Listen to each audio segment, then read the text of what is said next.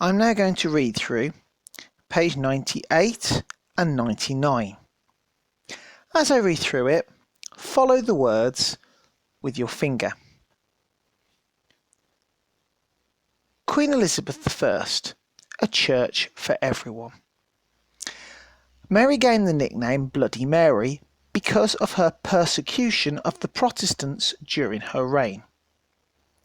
This is probably very unfair. She was cruel by modern standards, but so were other rulers. Henry VIII was always executing people for disagreeing with him. Mary's half-sister, Elizabeth, could be very cruel too. She persecuted both Catholics and some Protestants. She executed many people during her reign. Queen Elizabeth was a Protestant, but she wanted to bring peace and order to the land after all the bloodshed and hatred. She thought that the best way to do this was to find a church with which everyone would be happy. In 1559, she created a Protestant church.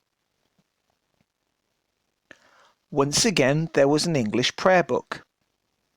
Once again, there was an English Bible.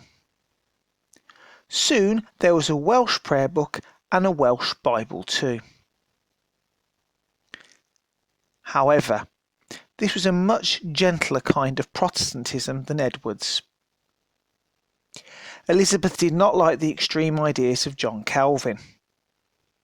She preferred the more moderate Protestantism of Luther. She wanted a Protestantism which was still very similar to the Catholic Church. Elizabeth was trying to find a middle way. The trouble was that this made her all the more angry with anyone who tried to spoil her middle way.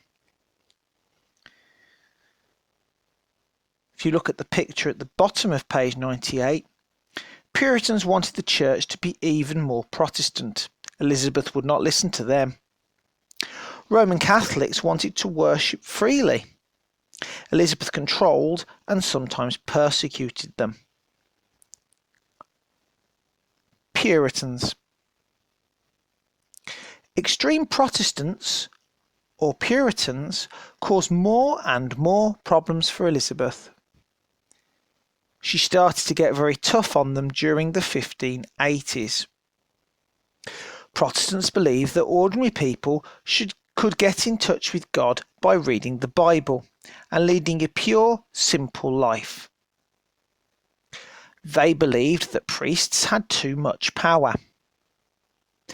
The Puritans thought that churches should not be run by bishops appointed by the monarch, but by ministers elected by church members.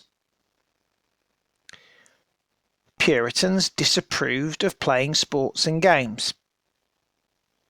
They did not like music in church services. Many of them followed the ideas of John Calvin of Geneva. There are all sorts of stories about Calvin's strict rules in Geneva. It is said that children were beaten if they were caught eating cakes on Sundays. Here is a woodcut of a Puritan family during the time of Elizabeth. Puritans were free to get on with their lives, but if they spoke out, Elizabeth could be very harsh. She had a lot of trouble with Puritans in Parliament who tried to tell her that her church was not Protestant enough. This made her unbelievably angry. For Elizabeth, the whole point was to find a church to which everyone could belong. In 1583, she took action against a Puritan who wrote a book which she did not like. This account was written shortly after her reign, in 1615, by someone who witnessed the event. From this time on, Elizabeth became a little more angry with the Puritans. John Stubbs was sentenced to have his right hand cut off with cleaver. driven through the wrist with the force of a mallet, upon a scaffold in the marketplace at Westminster. I remember, being present at the time, that Stubbs, after his right hand was cut off, took off his hat with his left hand, and said with a loud voice, "God save the Queen."